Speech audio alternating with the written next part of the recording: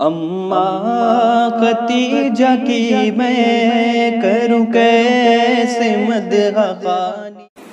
الحمدللہ رب العالمین والصلاة والسلام على سید الانبیاء والمرسلین وعلى آلہ الطیبین الطاہرین واصحابہ الاکرمین اجمعین۔ فاعوذ باللہ من الشیطان الرجیم، بسم اللہ الرحمن الرحیم۔ رضی اللہ عنہم ورضوا عنہ ذلک لمن خشی ربہ۔ صدق اللہ مولانا العظیم وصدق رسولہ النبی الامین الکریم۔ وقال اللہ تعالی فی شأن حبیبہ الکریم، ان اللہ وملائکتہ یصلون علی النبی یا ایہا الذین آمنوا صلوا علیہ وسلموا تسلیما۔ اللہم صل علی سیدنا محمد وعلی آلہ واصحابہ افضل صلواتک وعدد معلوماتک وبارک وسلم صلاۃ وسلاما علیک یا رسول اللہ صلی اللہ تعالی علیہ وسلم۔ اللہ رب العزت کا بے انتہا شکر احسان ہے کہ اس نے ہمیں حضور سید عالم نور مجسم صلی اللہ علیہ وسلم کی امت بابرکت میں پیدا فرمایا۔ محترم حاضرین و ناظرین کرام، آج 10 رمضان مبارک سیدہ خدیجہ الکبریٰ رضی اللہ تعالیٰ عنہا وصال پاک کی تاریخ اور اسی مناسبت سے آپ کی بارگاہ میں نظر عقیدت پیش کرنے اور آپ سے آپ کے فیوضات و برکات کے مستفید ہوتے ہوئے، آپ کے برکات کے طلبگار ہوتے ہوئے کچھ باتیں کہنے اور سننے کی سعادتیں حاصل کرنے کے لیے یہ مبارک نشست کا انعقاد عمل میں لایا گیا۔ ناظرین کرام، سیدہ خدیجہ الکبریٰ رضی اللہ تعالی عنہا جن کی شخصیت سے الحمدللہ مذہب اسلام کو ماننے والوں کے بچے واقف ہیں کہ آپ نبی پاک صلی اللہ علیہ وسلم کی سب سے پہلی زوج مطہرہ ہیں۔ اس اعتبار سے مومنین کی سب سے پہلی ماں ہونے کا شرف آپ کو حاصل ہے۔ آپ سیدہ فاطمہ زہرا رضی اللہ تعالی عنہا کی والدہ ماجدہ اور حسنین کریمین رضی اللہ تعالی عنہما کی مبارک نانی جان ہیں اور کل سادات کرام کی نانی ہونے کا شرف آپ کو حاصل ہے۔ محترم ناظرین کرام، آپ کی سیرت مبارکہ کے حوالے سے بتایا جاتا کہ نہ صرف آپ کو تمام ازواج مطہرات میں اولیت کا مرتبہ حاصل ہے، درجہ اولیت حاصل ہے، بلکہ اسلام قبول کرنے والوں میں، ایمان لانے والوں میں بھی آپ کو اولیت حاصل ہے۔ جیسا کہ بتایا جاتا آپ کے عقد نکاح میں آنے سے متعلق کہ آپ کی سیرت مبارکہ کے حوالے سے بتایا گیا کہ آپ ملک عرب میں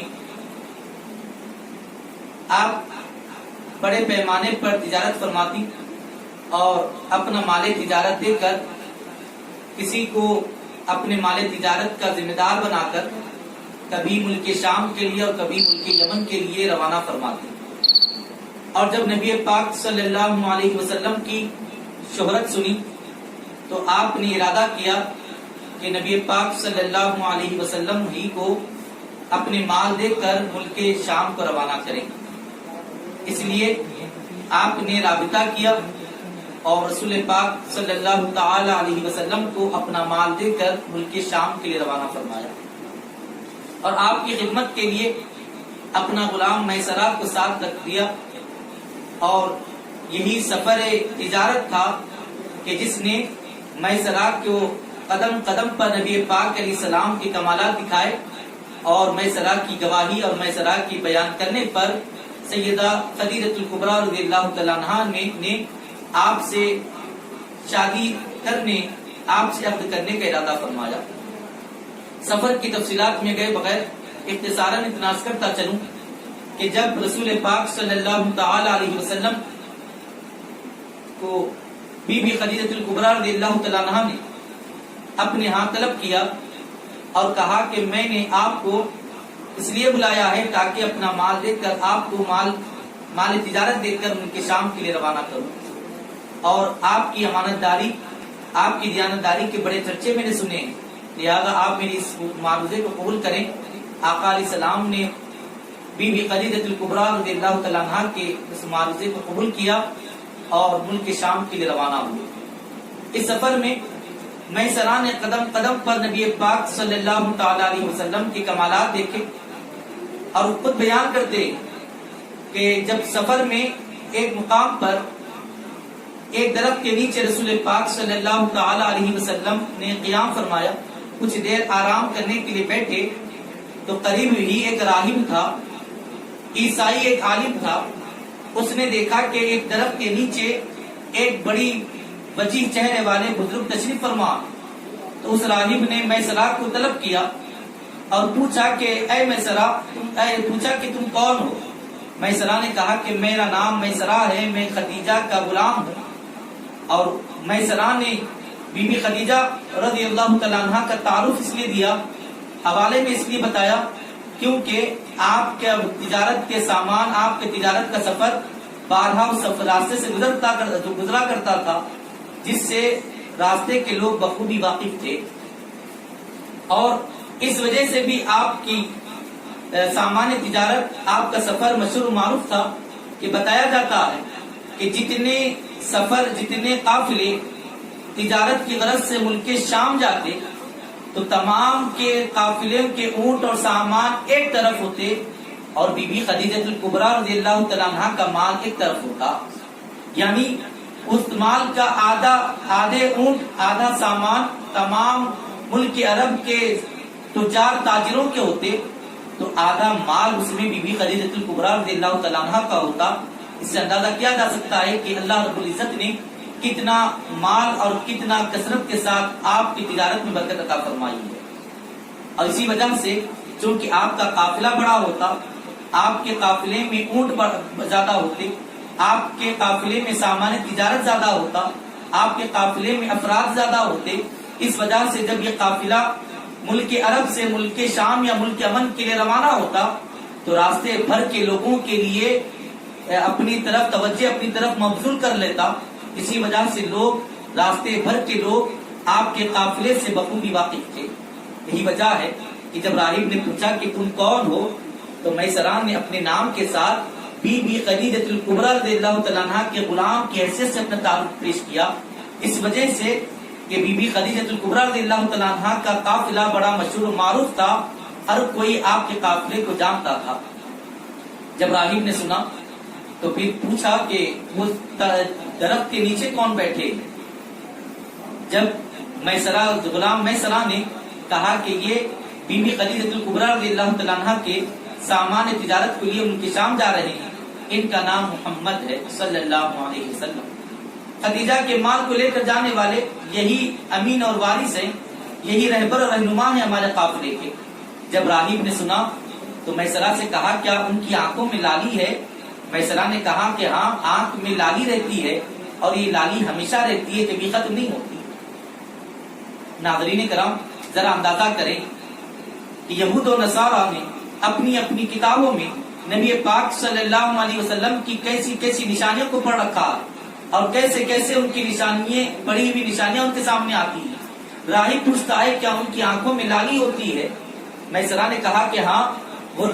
لالی، وہ لال پن ایسا نہیں ہے کہ جو نیند کے کم ہونے کی وجہ سے ظاہر ہوتا ہے، بلکہ وہ لال پن تو ان کی آنکھوں میں ہمیشہ رہتا ہے۔ یہ سنا تو اس راہب نے کہا کہ اے میسرہ، مبارک ہو، یہ وہی نبی ہیں جن کا انتظار زمانے کو ہے، اور میں نے ان کو اس وجہ سے پہچانا ہے کہ ہمارے نبی عیسیٰ علیہ السلام نے بشارت دی ہے کہ اس درخت کے نیچے سوائے نبی آخر الزمان کے اور کوئی نہیں بیٹھے گا۔ ناظرین کرام، دیکھا آپ نے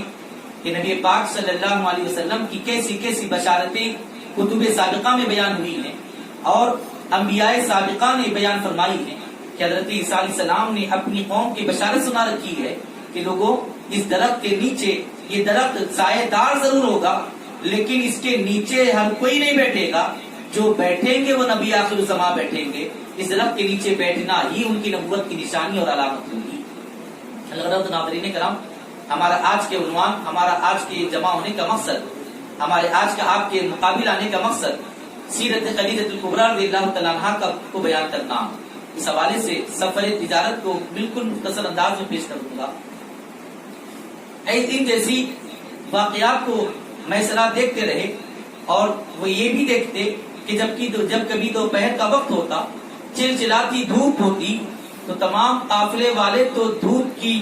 شدت سے پریشان حال ہوتے، لیکن جب وہ چلچلاتی دھوپ کا وقت ہوتا تو ایک بادل کا ٹکڑا ہوتا جو نبی پاک صلی اللہ علیہ وسلم پر آسرا کر دیتا، سایہ کرتا اور دھوپ کی تمازت نبی پاک علیہ السلام کو نہ پہنچتی۔ اس طرح یہ قافلہ اپنے منزل مقصود کو پہنچتا ہے، سامان تجارت کو فروخت کرتا ہے اور ہمیشہ سے کئی گنا زیادہ اس میں برکت ملتی ہے۔ منافع لے کر جب واپس ہوتا ہے تو پھر آپ اندازہ کریں، جب مال تجارت میں برکت لیے، زیادہ منافع لیے، جب یہ قافلہ واپس ہونے لگا تو میسرا نے خود بھی یہ چاہا کہ اب کی مرتبہ کی تجارت میں منافع کی خبر میرے بجائے اے نبی پاک، اے محمد عربی صلی اللہ علیہ وسلم، آپ خدیجہ کو سنائیں رضی اللہ تعالیٰ عنہ۔ ہمیشہ تو یوں ہوتا کہ میسرا خود پہنچ کر احوال سناتے، میسرا خود سامان تجارت اور اس کی خرید و فروخت کا معاملہ سناتے، میسرا خود اس میں منافع کے احوال سناتے، لیکن سفر تجارت میں، سفر شام میں میسرا نے ایسی کمالات مصطفیٰ جان رحمت صلی اللہ علیہ وسلم کے دیکھے، بلکہ وہ خود غلام ہو گئے اور انہوں نے چاہا کہ اس مرتبہ میں نہیں سناؤں گا، اے محمد عربی صلی اللہ علیہ وسلم آپ ہی آگے بڑھیں اور خدیجہ رضی اللہ تعالیٰ عنہ کو اس مرتبہ کی سفر تجارت کے منافع کو بیان کرے۔ الغرض رسول پاک صلی اللہ علیہ وسلم ایک جوان اونٹ پر سوار ہوئے، تیز رفتار اونٹ پر سوار ہوئے، روانہ ہوئے اور ابھی میسرا وغیرہ آدھے راستے میں ہی تھے، رسول پاک علیہ السلام ان کے عرب پہنچ گئے اور اس وقت بی بی خدیجہ الکبریٰ رضی اللہ تعالیٰ عنہا اپنے گھر میں بیٹھی ہوئی ہیں، اپنی سہیلیوں کے ساتھ بیٹھی ہوئی ہیں اور وہ کیا دیکھتی ہیں کہ نبی پاک صلی اللہ علیہ وسلم تشریف لا رہے ہیں اور آقا علیہ السلام جیسے آتے ہیں تو آپ پر ایک سایہ، ایک ابر کا ٹکڑا سایہ کیا ہوا ہے، بلکہ احادیث مبارکہ میں بتایا جاتا ہے کہ دو فرشتے اپنے پروں کو پھیلائے نبی پاک علیہ السلام پر سایہ کیے ہوئے ہیں۔ یہ منظر سیدہ خدیجہ الکبریٰ رضی اللہ تعالیٰ عنہا نے دیکھا تو پھر انہوں نے اس کی تصدیق چاہنے کے لیے آقا علیہ السلام کے آ جانے کے بعد پھر میسرا کو یاد کیا اور اس غرض سے رسول پاک علیہ السلام کو روانہ کیا کہ جائیں آپ میسرا کو بھی اپنے ساتھ لے کر آئیں۔ آقا علیہ السلام پھر جب روانہ ہوئے میسرا کو بلانے کے لیے تو پھر ام المومنین کیا دیکھتی ہیں کہ پھر وہی فرشتے ہیں جو اپنے پروں کو پھیلائے ہوئے نبی پاک صلی اللہ علیہ وسلم پر سایہ کیے ہوئے ہیں۔ ام المومنین نے جب یہ منظر دیکھا تو پھر انہوں نے یہ طے کر لیا کہ مجھے ان کی رفاقت چاہیے، ضرور بضرور یہ نبی آخر الزمان ہے جن کی بشارتیں ہم سنتے آئے، جن کے انتظار میں یہود و نصارہ کے علماء ہیں، یہ وہی مبارک ذات ہوگی۔ اور پھر اس سے قبل ہی آپ کو ایک اور بشارت بھی مل چکی تھی کہ جب کہ ملک عرب میں قریش کے ہاں ایک تقریب منائی جاتی ہے، ہر سال ایک تقریب کا اہتمام کرتے ہیں اور اس موقع پر وہ بیت اللہ شریف کا طواف کرتی۔ قریش کی خواتین بیت اللہ شریف کے طواف کے لیے جمع ہوئی، ایک مرتبہ ایسے ہی طواف کر رہی تھی کہ دوران طواف، بلکہ وہاں جب جمع تھی ایک شخص حاضر ہوا، ایک راہب نے آ کر اعلان کیا کہ اے قریش کی عورتوں، تمہیں مبارک ہو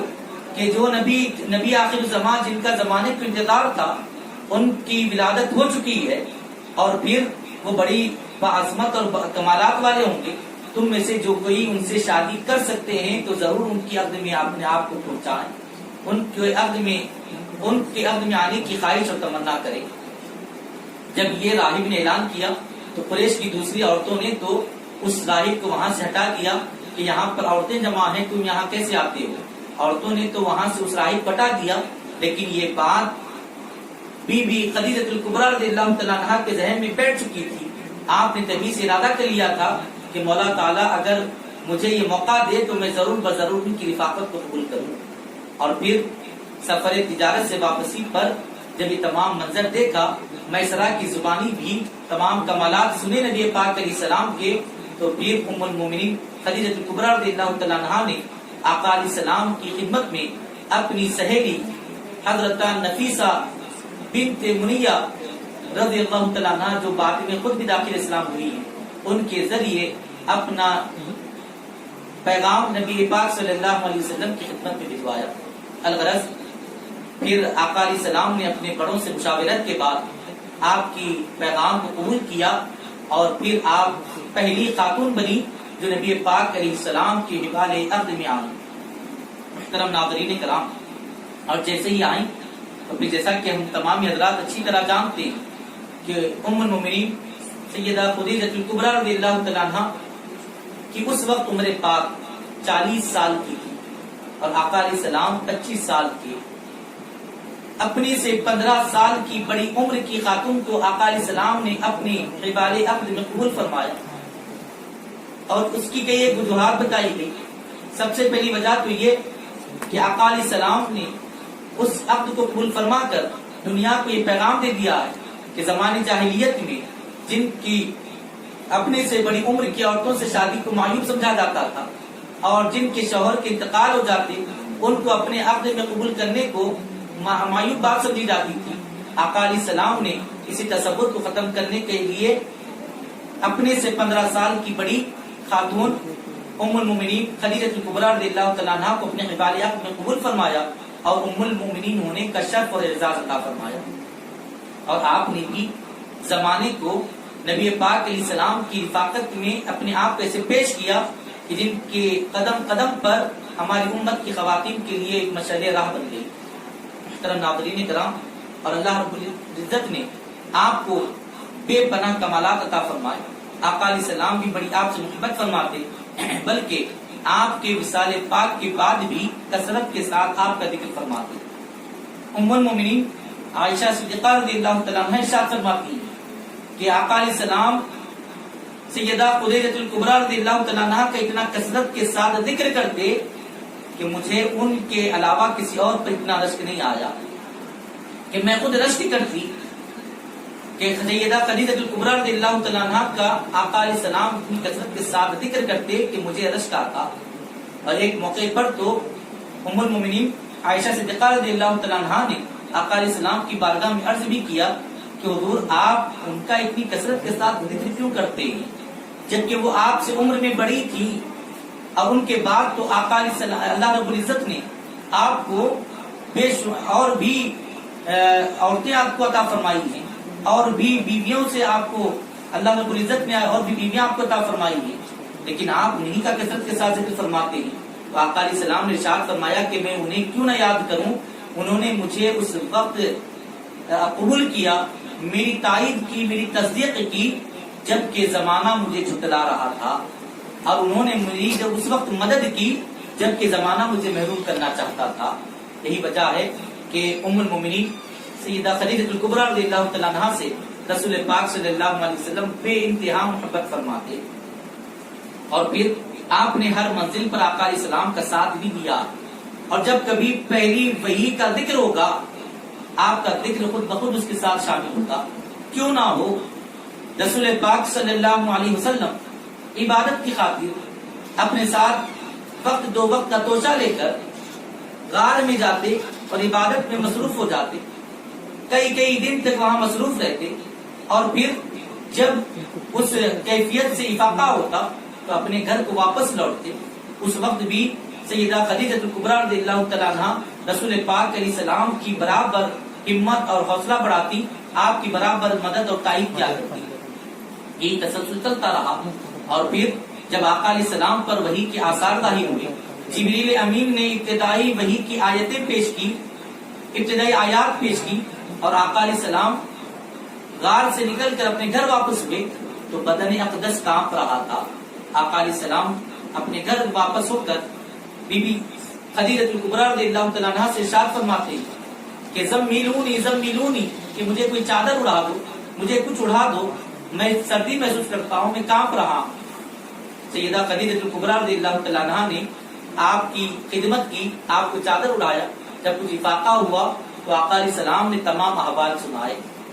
جبریل امین کا آنا بیان کیا، آیتوں کا بیان کرنا بیان کیا، اقرا کا تذکرہ فرمایا، اور پھر رسول پاک علیہ السلام بشری تقاضے کے مطابق یہ کہتے ہیں کہ مجھے خوف ہونے لگا ہے، تو پھر یوں تو روحانی طور پر اور پھر ذہنی طور پر، فکری طور پر، ہر اعتبار سے رسول پاک علیہ السلام کو رب ذوالجلال نے تیار فرما دیا ہے۔ آقا علیہ السلام کو کوئی قسم کا خوف اور وحشت طاری نہیں ہو سکتی، لیکن بشری تقاضوں کو بیان کرنا مقصود تھا۔ آقا علیہ السلام نے جب بشری تقاضے کے مطابق اپنی احوال اور کیفیتیں بیان کی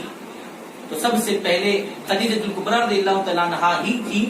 جنہوں نے رسول پاک علیہ السلام کو دھار سے بندھائی اور کہا کہ آپ خوف نہ کریں، آپ کا رب آپ کو ضائع ہونے نہیں دے گا۔ آپ غریبوں کی ساتھ فریاد رسی کرتے ہیں، آپ کمزوروں کی مدد فرماتے ہیں، آپ سچ بولتے ہیں، آپ امانتوں کی پوری طرح سے حفاظت فرماتے ہیں، آپ کا رب آپ کی ضائع نہیں فرمائے گا۔ ناظرین کرام، نبی پاک صلی اللہ علیہ وسلم تو یوں بھی جانتے ہیں کہ میرا پروردگار میرے ساتھ ہے، یوں بھی جانتے ہیں کہ میرے سے نبی ہونے کا اعلان فرماتے ہیں۔ جبکہ آدم علیہ السلام مٹی اور پانی کے درمیان تھے، جب حضرت جابر نے پوچھا یا رسول اللہ، آپ اللہ نے سب سے پہلے کسے پیدا فرمایا ہے؟ تو نبی پاک علیہ السلام یہی فرمایا کہ جابر سب سے پہلے رب نے تیرے نبی کے نور کو پیدا فرمایا ہے۔ اور یہ بھی ایک موقع پر ارشاد فرمایا، کنتُ نبیًا وآدم بین الماء والطین، میں اس وقت بھی نبی تھا جب آدم مٹی اور پانی کے درمیان تھے، جب آدم علیہ السلام کا بھی پتلا تیار کیا جا رہا تھا۔ نبی پاک علیہ السلام کے لیے جبریل امین کا آنا، وحی کا پہنچانا اور آپ کے جسم اطہر پر کپ کپی کا طاری ہونا، یہ تو بس بشری تقاضے کے اعتبار سے واضح کرنا تھا اور بشری تقاضے کے مطابق لوگوں کے سامنے ان کیفیات اور احوال کو بیان کرنا تھا۔ اور جب آقا علیہ السلام نے یہ کیفیات کو بیان کی تو سیدہ خدیجہ کبریٰ رضی اللہ تعالیٰ عنہا نے اس کی تصدیق فرمائی۔ اسی سے اندازہ ہوتا ہے کہ ام المومنین نے غیب کی باتوں کی اور جبریل امین کی اور آپ کے وحی لانے کو اور آپ کی تمام کیفیات کو سب سے پہلے اگر کسی نے قبول کیا ہے تو ام المومنین سیدہ خدیجہ کبریٰ رضی اللہ تعالیٰ عنہا کی مبارک ذات ہے۔ آقا علیہ السلام ایسی بات بیان فرما رہے ہیں، ارشاد فرما رہے ہیں کہ میرے پاس ایسی جسم و حیت کی کا ایک فرد آیا، ایک شخص آیا، میرے پاس ایسی حیت والا کی والی ایک مخلوق آئی اور اس نے میرے ساتھ ایسا معاملہ کیا، اس نے اقرا کہا، میں نے کہا کہ میں نہیں پڑھتا، اس نے مجھے اپنے سینے سے چمٹایا اور پھر کہا اقرا، میں نے کہا میں نہیں پڑھتا، پھر مجھے اپنے سینے سے چمٹایا اور کہا اقرا باسم ربک الذی خلق، تو میں نے پڑھنا شروع کر دیا اور پھر وہ رخصت ہو گئے اور اس کے بعد سے میرے جسم پر کپ کپی طاری ہو گئی۔ تو ام المومنین نے ان تمام باتوں کی نہ صرف تصدیق کی بلکہ بشری تقاضے کے مطابق رسول پاک علیہ السلام کی دھار اور امید بتائی، کہا کہ آپ پریشان نہ ہوئیے، آپ کا رب آپ کو ضائع نہیں فرمایا ہے، اس سے آپ کا کمال درجے کا ایمان اور استقامت ظاہر ہوتی ہے۔ اور پھر حقیقت حال کی وضاحت کے لیے اپنے چچا زاد بھائی ورقہ بن نوفل کے پاس آئے اور ان سے تمام کیفیتوں کو بیان کیا۔ تو وہ عیسائی بڑے عالم تھے، انہوں نے ام المومنین سیدہ خدیجہ کبریٰ رضی اللہ تعالیٰ عنہا سے یہ تصدیق فرمائی، یہ وضاحت فرمائی اور کہا کہ تمہیں مبارک ہو، جو کیفیتیں تم بیان کر رہی ہو اگر حقیقت حال میں ایسا ہی ہے تو پھر یہ وہی نبی ہیں جو آخر الزمان ہیں، آخر زمانے میں تشریف لانے والے ہیں،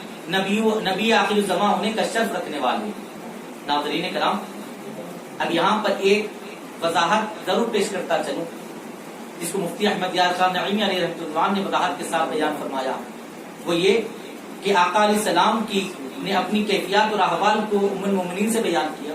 اور ام المومنین نے ورقہ بن نوفل سے اس کی وضاحت طلب کی۔ تو کیا رسول پاک علیہ السلام کو یہ وضاحتوں کی ضرورت تھی، ان تسلیوں کی حاجت تھی؟ نہیں، بلکہ اللہ رب العزت نے چاہا یہ کہ چونکہ سیدہ خدیجہ کبریٰ رضی اللہ تعالیٰ عنہ کا بڑا مقام اور مرتبہ تھا اور آپ اعلیٰ نسب رکھنے والی تھی، بڑے قبیلے سے آپ کا تعلق تھا، آقا علیہ السلام نے ان سے اس لیے بیان کیا کہ وہ تصدیق کر لیں تو پھر ملک عرب کے بڑے قبیلے کے لوگ ماننے والے ہو جائیں گے. اور ورقہ بن نوفل کے پاس سیدہ اس لیے ام المومنین اس لیے گئی تاکہ ورقہ بن نوفل اس زمانے کے سب سے بڑے عیسائی عالم تھے، وہ اگر تصدیق کر دیں تو پھر پڑھے لکھے لوگوں میں سب سے بڑے عالم کی تصدیق ساتھ ہو جائے گی. یہی وجہ سے یہ تمام معاملہ درپیش ہوا. ناظرین کرام، وقت کی تنگی کو مد نظر رکھتے ہوئے اختصار کے ساتھ اپنی بات کو اختتام کی طرف لا رہا کہ ام المومنین سیدہ خدیجہ کبریٰ رضی اللہ تعالیٰ عنہا نے ہر منزل پر رسول پاک علیہ السلام کا ساتھ دیا، بلکہ ایک وقت ایسا آیا آپ بڑی مالدار ہیں، اللہ رب العزت نے بڑے مال سے آپ کو سرفراز فرمایا، اللہ رب العزت نے آپ کے مال میں بڑی برکتیں عطا فرمائی، بڑے ناز و نعام سے آپ پلی بڑی ہیں. لیکن ایک وقت ایسا بھی آیا جب شعب ابی طالب میں جب رسول پاک علیہ السلام کو محصور کر دیا گیا، آپ کا سوشلی بائیکاٹ کیا گیا. اعلان نبوت کے بعد 7 سال کے بعد جب آپ کو حضرت ابو طالب کی پہاڑ کی گھاٹی میں محصور کر دیا گیا اور 3 سال وہاں پر رسول پاک علیہ السلام رہے، اور اس وقت بھی ام المومنین خدیجہ کبریٰ رضی اللہ تعالیٰ عنہا برابر رسول پاک علیہ السلام کے ساتھ ہیں. فاقے پر فاقے ہوتے ہی بڑی تنگی کا موقع، مشرکین مکہ کوئی شخص کو اور اناج کے کسی حصے کو اس شعب ابی طالب میں جانے کے لیے روکتے، کسی کو جانے نہیں دیتے. بڑی تنگی کا موقع ہے، لیکن ناز و نعام میں پلی سیدہ خدیجہ کبریٰ رضی اللہ تعالیٰ عنہا برابر رسول پاک علیہ السلام کے ساتھ ہیں، ہر منزل پر آقا علیہ السلام کے ساتھ ہیں، ہر مصیبت اور پریشانی کو گلے لگاتی ہیں، لیکن رسول پاک صلی اللہ علیہ وسلم کا ساتھ نہیں چھوڑتی. اور آقا علیہ السلام نے بھی اسی وجہ سے کثرت کے ساتھ آپ کی فضائل اور آپ کی عظمتوں کو بیان فرمایا. اور اللہ رب العزت نے بھی بڑی شان اور بڑی عظمت آپ کو عطا فرمائی بتایا جاتا ہے. اور پھر آپ یہ بھی دیکھیں کہ آقا علیہ السلام کی نہ صرف آپ صحبت سے سرفراز ہوتی رہی، بلکہ آقا علیہ السلام کے مزاج کو بھی آپ نے کیسے قبول کر لیا، بالکل آقا علیہ السلام کے مزاج پر اترتی ہے. یہی وجہ ہے کہ بتایا جاتا ہے کہ دیگر ازواج مطہرات میں سے ایک خصوصیت ام المومنین خدیجہ کبریٰ رضی اللہ تعالیٰ عنہا کو یہ بھی حاصل ہے کہ آقا علیہ السلام کے ساتھ یوں تو 25 سال مصطفیٰ جان رحمت کے ساتھ رہی، کم عرصہ نہیں ہوتا، لیکن اس 25 سال میں بھی ایک موقع بھی ایسا نہیں آیا کہ انہوں نے مزاج مصطفیٰ کے خلاف کام کیا ہو، آقا علیہ السلام کو ان پر ناراض ہونے کا موقع آیا ہو،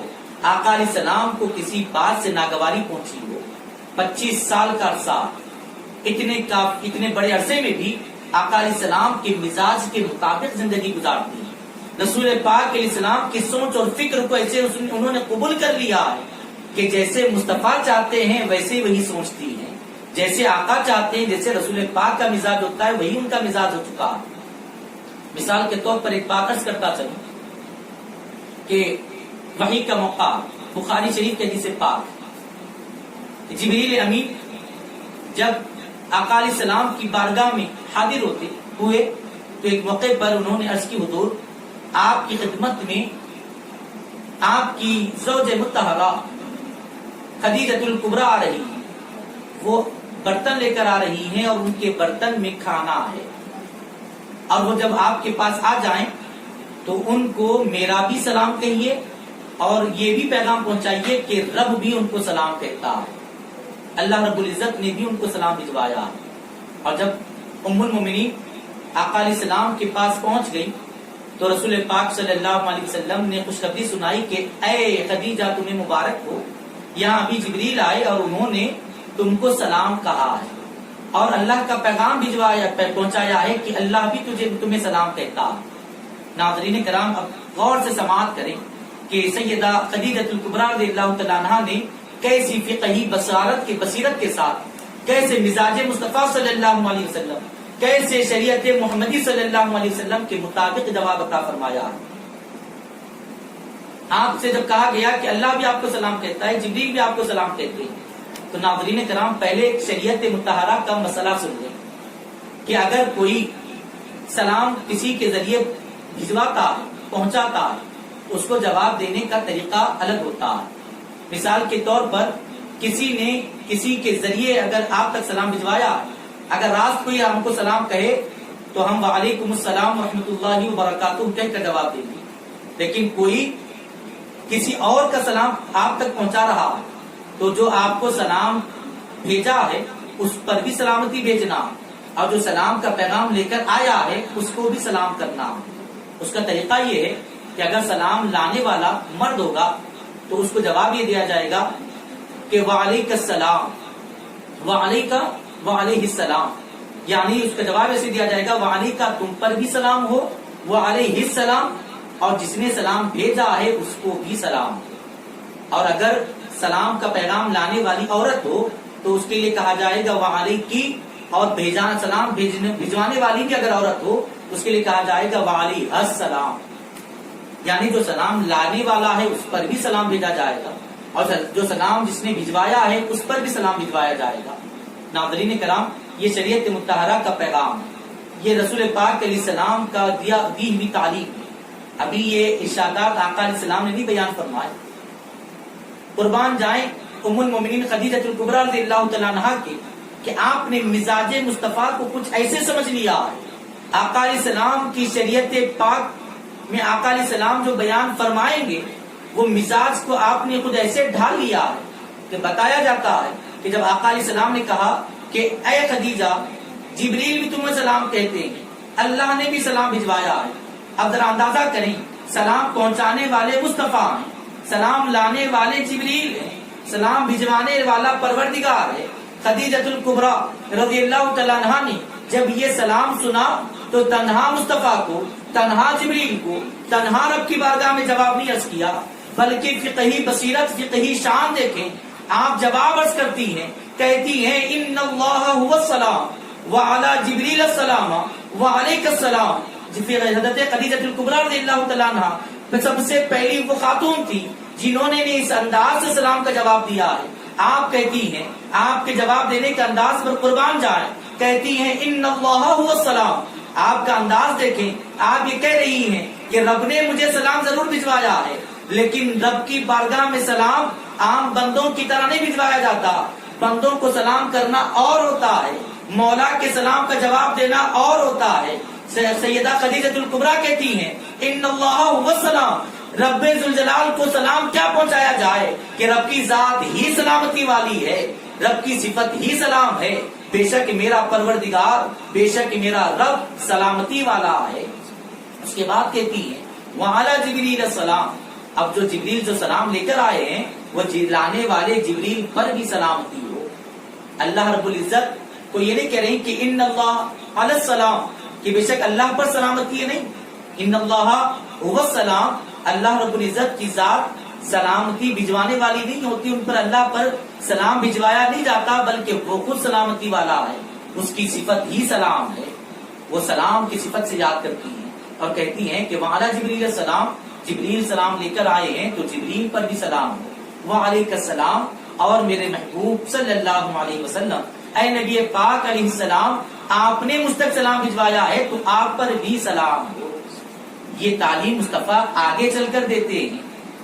بندوں کو، اپنی امتیوں کو. رسول پاک علیہ السلام یہ تعلیم آگے بیان فرمائیں گے، لیکن مزاج مصطفیٰ کو سمجھنے والی سیدہ خدیجہ الکبریٰ رضی اللہ تعالیٰ عنہا نے پہلے ہی مزاج کو سمجھ لیا ہے کہ میرے محبوب اپنی امتیوں کو ایسے تعلیم دیں گے، تو اسی تعلیم کو مطابق سیدہ نے خدیجہ الکبریٰ رضی اللہ تعالیٰ عنہا نے جواب دیا ہے. کہا ان اللہ هو السلام وعلی جبریل السلام وعلیک السلام، بے شک اللہ وہی سلامتی والا ہے، جبریل پر بھی سلامتی ہو اور میرے محبوب صلی اللہ علیہ وسلم آپ پر بھی سلامتی ہو.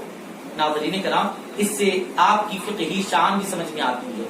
آپ کا علمی مقام اور مرتبہ بھی سمجھ میں آتا ہے. نہ صرف آپ نے دین اسلام کو قبول کیا،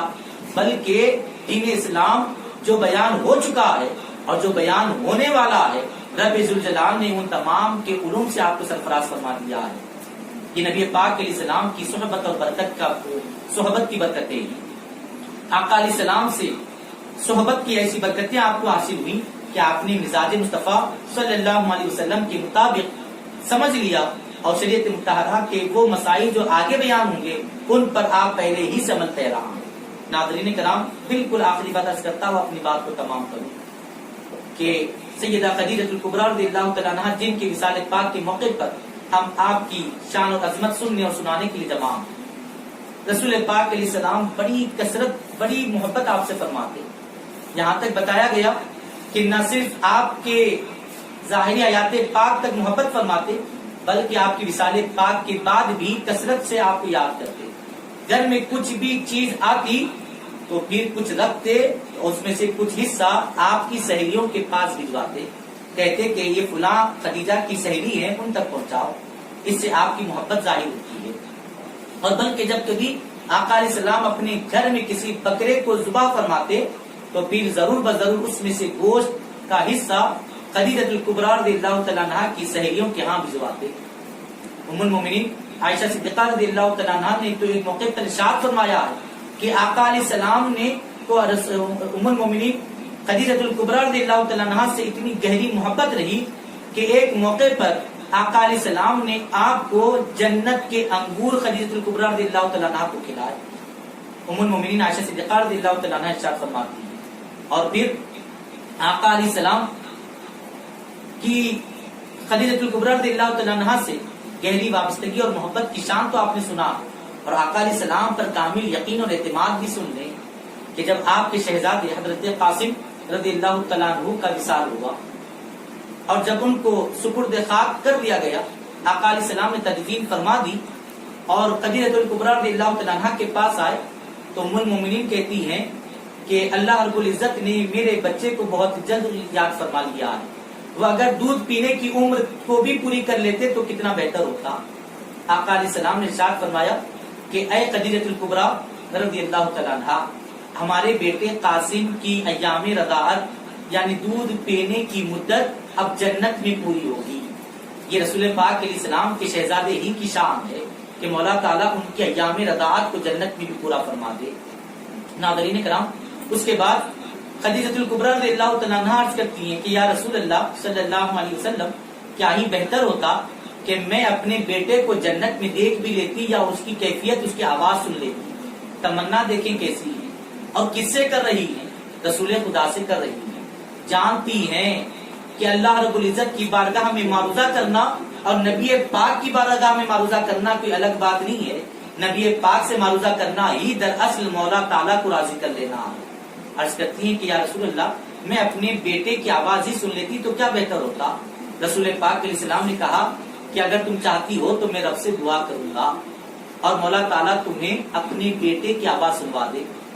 تمنا پہلے کرتی ہے کہ کاش آواز سننے کو مل جاتی۔ آقا علیہ السلام نے کہا کہ ٹھیک ہے، تمہیں آواز سنا دی جائے گی، میں رب سے معروضہ کروں گا، دعا کروں گا، تمہارا معروضہ تم کو تمہارے بیٹے کی آواز سنوا دی جائے گی۔ خدیجہ الکبریٰ رضی اللہ تعالیٰ عنہا اس کے بعد کہتی ہیں کہ یا رسول اللہ، مجھے اس کی عادت نہیں ہے، مجھے اللہ اور اس کے رسول پر کامل یقین اور بھروسہ ہے۔ انداز دیکھیں، پہلے تمنا بھی کرتی ہے، بعد میں یقین کی بات بھی کر رہی ہے۔ تمنا کر کے یہ بتانا چاہتی ہیں کہ ممتا ہے، ممتا اپنے بچے کے لیے تڑپتی ضرور ہے، ممتا کی ماری ہے، اسی لیے تو تمنا ظاہر کی کہ کاش اپنے شہزادے کی آواز ہی سن لیتی۔ اور پھر رسول پاک نے کہا کہ اے خدیجہ، تمہیں پریشان ہونے کی ضرورت نہیں ہے، اللہ اور اس کے رسول، اللہ رب العزت کو یہ قدرت حاصل ہے، وہ اگر میں دعا کروں تو ضرور تم کو آواز سنا دے گا۔ تو خدیجہ رضی اللہ تعالیٰ عنہا کہتی ہیں کہ حضور، آواز سن لوں گی تو پھر میرے یقین کی دلیل کہاں فراہم ہوگی؟ دنیا یہ سمجھے گی کہ میں نے آواز سننے کے بعد یقین کیا ہے۔ میں دنیا کو پیغام یہ دینا چاہتی ہوں کہ میں اپنے بچے کی آواز سننے کے بعد، اس کی زبان سے اس کی حال سننے کے بعد نہیں، بلکہ مصطفیٰ جان رحمت کی زبانی سن کر یقین کرتی ہوں۔ میرے آقا، آپ نے جو فرما دیا ہے اس پر مجھے یقین ہے، آپ کا کہنا اسی پر مجھے یقین کامل ہے، اللہ اس کے رسول پر میں پورا یقین اور اعتماد رکھتی ہوں۔ ناظرین کرام، یہ سیدہ خدیجہ الکبریٰ رضی اللہ تعالیٰ عنہا کے ایمان اور یقین کی دولت تھی۔ اور پھر اللہ رب العزت نے آپ کو جہاں پر دنیاوی مال اور دولت عطا فرمایا، وہیں کثرت کے ساتھ اولاد کی دولت سے بھی سرفراز فرمایا۔ یہی وجہ ہے کہ اللہ رب العزت نے رسول پاک صلی اللہ علیہ وسلم کو جتنے شہزادے اور شہزادیاں عطا فرمائی، ان میں سے سوائے حضرت ابراہیم کے तमाम शहजादे और शहजादियां खदीजतुल कुबरा रज़ी अल्लाह तआला अन्हा के वतन पाक से अता फरमाई गई। यहाँ बात बतौर खास जिक्र करता चलूं कि आपको 4 शहजादियां और 2 शहजादे आपसे तवल्लुद हुए। सबसे पहली शहजादी, बड़ी शहजादी सैयदा ज़ैनब रज़ी अल्लाह तआला अन्हा, और उनके बाद हजरत सैयदा ज़ैनब रज़ी अल्लाह तआला अन्हा का अब हजरत अबुल आस बिन रबीअ से हुआ, जो फिर रिश्ते में सैयदा खदीजतुल कुबरा रज़ियल्लाहु तआला अन्हा के रिश्ते से होते हैं। अल्लाह रब्बुल इज्जत ने उन्हीं के रिश्ते से हजरत अबुल आस बिन रबीअ से रसूल पाक अलैहिस्सलाम ने अपनी शहजादी सैयदा ज़ैनब रज़ियल्लाहु तआला अन्हा को अक़्द में दिया। और दूसरी शहजादी बीबी रुक़ैया रज़ियल्लाहु तआला अन्हा, तीसरी शहजादी हजरत बीबी उम्मे कुलसूम रज़ियल्लाहु तआला अन्हा, और ये दोनों शहजादियां भी हजरत सैयदना उस्मान गनी रज़ियल्लाहु तआला अन्हु के अक़्द निकाह में आई। इसी वजह से आपको 2 नूरैन कहा जाता है, 2 नूर वाले कहा जाता है, इसलिए कि 2 नूर मुस्तफा के उनको हासिल हुए। एक नूर का नाम बीबी रुक़ैया है और एक नूर का नाम उम्मे कुलसूम रज़ियल्लाहु तआला अन्हा। इन 2 नूरों को पाने की वजह से आप नूरैन कहलाए। और फिर चौथी शहजादी सैयदा निसाउल आलमीन, सैयदा निसाउल अहलिल जन्ना, सैयदा फातिमा ज़हरा रज़ियल्लाहु तआला अन्हा की जात है, जो रसूल पाक अलैहिस्सलाम को भी बेहद अजीज है। सैयदा खदीजतुल कुबरा रज़ियल्लाहु तआला अन्हा को भी बेहद अजीज है। और आप ही कमसिन थी जब सैयदा खदीजतुल कुबरा रज़ियल्लाहु तआला अन्हा का विसाल हुआ। उम्मुल मोमिनीन सैयदा खदीजतुल कुबरा रज़ियल्लाहु तआला अन्हा की चौथी शहजादी सैयदा खातुन जन्नत फातिमा ज़हरा रज़ियल्लाहु तआला अन्हा, जिनसे आज तमाम आलम में सादात कराम की मुबारक हस्तियां फैली हुई हैं, जो तमाम सादात कराम की वालिदा कहलाती हैं। इस एतबार से उम्मुल मोमिनीन सैयदा खदीजतुल कुबरा रज़ियल्लाहु तआला अन्हा तमाम आलम इस्लाम में फैले हुए सादात कराम की नानी जान कहलाती हैं। नाज़रीन कराम, सैयदा खदीजतुल कुबरा रज़ियल्लाहु तआला अन्हा के वतन पाक से 2 शहजादे भी हुए। एक हजरत कासिम रज़ियल्लाहु तआला अन्हु और दूसरे हजरत अब्दुल्लाह रज़ियल्लाहु तआला अन्हु। ये भी आप ही के वतन पाक से इस आलम फानी में तशरीफ लाए और फिर मनशा खुदाबंदी के मुताबिक कमसिनी में शीरखारी और कमसिनी की हालत ही में इस दुनिया फानी से कुछ किया और रब की रहमतों में पहुंच गए। लेकिन जितने शहजादे और शहजादियां हजरत इब्राहिम को छोड़कर रसूल पाक अलैहिस्सलाम को परवरदिगार आलम अता फरमाई, वो सारी की सारी खदीजतुल कुबरा रज़ियल्लाहु तआला अन्हा से अता फरमाई गई। और भी बेशुमार खुसूसियात अल्लाह रब्बुल इज्जत ने आपको अता फरमाई है। बेशुमार फदाइल और मनाकिब आपकी शान में आका अलैहिस्सलाम ने बयान फरमाए। कसरत से आप रसूल पाक अलैहिस्सलाम का आपको याद करना ही इस बात की वाज़ेह दलील है कि अल्लाह रब्बुल इज्जत ने कैसे मकाम और मर्तबे से आपको सरफराज फरमाया है। बेशुमार खुसूसियात में से चंद खुसूसियात जिक्र करता हुआ बात को तमाम करूँ कि पहले तो मैंने जैसे कि अर्ज किया है कि 25 साल का अरसा आपने रसूल पाक अलैहिस्सलाम के साथ गुजारा है। और आका अलैहिस्सलाम ने जब तक खदीजतुल कुबरा रज़ियल्लाहु तआला अन्हा बाहयात रही, रसूल पाक अलैहिस्सलाम ने किसी और से अब्द नहीं फरमाया। जब तक सैयदा खदीजतुल कुबरा रज़ियल्लाहु तआला अन्हा बाहयात रही, आपकी अब्द में रही, आका अलैहिस्सलाम ने आप ही के साथ जिंदगी बसर फरमाई, कोई और शादी नहीं फरमाई, कोई और अब्द नहीं फरमाया। इससे भी आपसे रसूल पाक अलैहिस्सलाम की आपसे वालिहाना मोहब्बत की दलील मिलती है। और फिर दूसरी बड़ी खुसूसियत कि 25 साल के अरसे में एक मरहला भी ऐसा नहीं आया कि जहां पर आपने मिजाज मुस्तफा सल्लल्लाहु अलैहि वसल्लम के खिलाफ काम किया, बल्कि जैसे मुस्तफा जाने रहमत चाहते वैसे आप मामला फरमाती, और बल्कि जैसे आप चाहती, जैसा आप अमल करती, रसूल पाक अलैहिस्सलाम हर अमल को आपके कबूल फरमाते और पसंद फरमाते। ये गहरी मोहब्बत की अलामत है। और फिर एक और खुसूसियत आपकी बताई जाती है कि जैसा कि मैंने अर्ज किया है कि आप कुल सादात कराम की नानी जान कहलाती हैं। एक और खुसूसियत आपकी ये है कि रसूल पाक अलैहिस्सलाम आपके विसाले पाक के बाद भी कसरत के साथ आपका जिक्र करते। एक और खुसूसियत उलमाए कराम ने ये भी बयान फरमाई है कि आप को अल्लाह रब्बुल इज्जत ने आप ही के वतन पाक से आका अलैहिस्सलाम को औलादें अता फरमाई है। खुसूसियात में से एक और खुसूसियत भी बयान इब्तिदा की है, यही वो मुकाम है जहाँ पर 10 साल लगातार वही लेकर जिब्रील अमीन हाजिरी दिया करते हैं। और यही वो मुकाम है جہاں پر صدیق اکبر نے اسلام قبول کیا ہے، اور یہی وہ مقام ہے جہاں پر عشرہ مبشرہ میں سے ایک اور جلیل القدر صحابی حضرت عبد الرحمن بن عوف رضی اللہ تعالیٰ عنہ نے اسلام قبول کیا ہے۔ یہی وہ مقام ہے جہاں پر جلیل القدر دیگر صحابہ کرام نے اسلام کو قبول کیا ہے۔ یہی وجہ ہے علماء کرام ارشاد فرماتے ہیں کہ جو کئی حج اور عمرے کے لیے جائے تو جب وہاں پر دیگر مقامات کی زیارت کرے، بیت اللہ شریف کی حاضری دے، ولادت مصطفیٰ صلی اللہ علیہ وسلم کے مقام کی زیارت کرے، جہاں پر جنت المعلیٰ کی زیارت کرے، جہاں پر عرفات اور مینا کے مقامات کی زیارت کرے، جہاں پر دیگر مقامات کی زیارت کے لیے جائے، تو اس کے لیے ضروری اور لازم ہے وہ سیدہ خدیجہ الکبریٰ رضی اللہ تعالیٰ عنہا کے مکان کی بھی زیارت کرے۔ اگرچہ کہ مکان باقی نہیں ہے، لیکن مقام کی نشاندہی کر دی گئی کہ باب المروہ کے نکلتے ہی بائیں جانب جو جگہ اور علاقہ ہے وہی جگہ سیدہ خدیجہ الکبریٰ رضی اللہ تعالیٰ عنہا کا مکان ہوا کرتا تھا، جہاں پر برسوں جبریل آئے، جہاں پر برسوں مصطفیٰ نے دین اسلام کی تبلیغ فرمائی، جہاں پر کئی جلیل القدر صحابہ نے اسلام قبول کیا ہے، جہاں پر میرے مصطفیٰ جان رحمت آرام فرماتے، جہاں پر آقا علیہ السلام خود بھی نماز ادا فرماتے، اور آپ کی ابتدا میں سیدہ خدیجہ الکبریٰ رضی اللہ تعالیٰ عنہا اور علی مرتضیٰ رضی اللہ تعالیٰ عنہ بھی امامت رسول پاک کی ابتدا میں نماز ادا فرمایا کرتے۔ بعد وصال بھی ہجرت کرنے تک رسول پاک علیہ السلام اسی گھر میں قیام پذیر رہے۔ یہ بھی محبت کی واضح دلیل ہے کہ آقا علیہ السلام ان جگہوں کو چھوڑنا نہیں چاہتے، اس مکان کو چھوڑنا نہیں چاہتے جہاں سیدہ خدیجہ الکبریٰ رضی اللہ تعالیٰ عنہا سے یادیں جڑی ہوئی ہیں۔ آقا علیہ السلام چاہتے ہیں کہ یہی یادوں کے ساتھ زندگی بسر ہوتی رہے۔ جب ہجرت کا حکم آیا اور آقا علیہ السلام نے ہجرت فرمائی تو پھر اپنے چچا زاد بھائی حضرت عقیل بن ابی طالب رضی اللہ تعالیٰ عنہ کو وہ مقام دے کر وہاں سے رخصت ہوئے، اور پھر وہاں سے وہ مقام یوں ہی چلتا رہا، اور پھر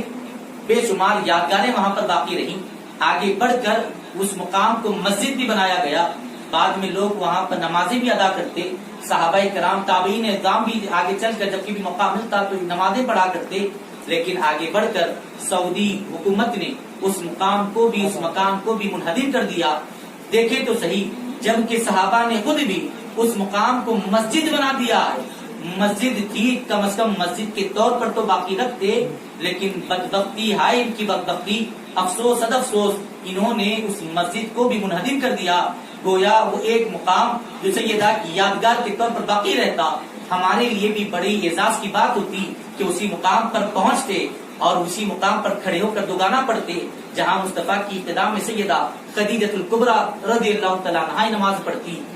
مولا کائنات نماز پڑھتے، رسول پاک علیہ السلام عبادتیں ادا فرمایا کرتے۔ ناظرین کرام، وقت کی تنگی کو مد نظر رکھتے ہوئے بالکل اختصار کے ساتھ چند گزارشات اور چند باتیں سیدہ خدیجہ الکبریٰ رضی اللہ تعالیٰ عنہا کے حوالے سے پیش کرنے کی میں نے سعادتیں حاصل کی ہیں۔ یوں تو بے شمار فضائل آپ کے بیان ہوئے ہیں، ہم اس کا اس مختصر سے وقت میں احاطہ کرنا بالکل ناممکن ہے، بس ہم انہی چند گزارشات کے ساتھ اللہ رب العزت کی بارگاہ میں دست بدعا ہیں کہ مولا تعالیٰ سیدہ کے فیضان سے ہم سب کو سرفراز فرما، مولا تعالیٰ ہماری نسلوں کو ان کے فیضان سے مالا مال فرما، مولا تعالیٰ حبیب پاک علیہ السلام کی محبوب زوجہ مطہرہ ہیں، مولا تعالیٰ ان کے فیضان سے، ان کے علمی فیضان سے، ان کی روحانی فیضان سے مولا ہم سب کو سرفراز فرما، مولا تعالیٰ انہوں نے جس اسلام کی خاطر اپنے سرمایہ کو وقف فرمایا ہے، ان کی شہزادوں نے، ان کے نواسوں نے جس دین کو بچانے کی خاطر اپنی جانوں کو قربان کیا ہے، ان کی شہزادی نے جس دین اور اپنے بابا جان کے دین کی خاطر جن تکالیف کو برداشت کیا ہے،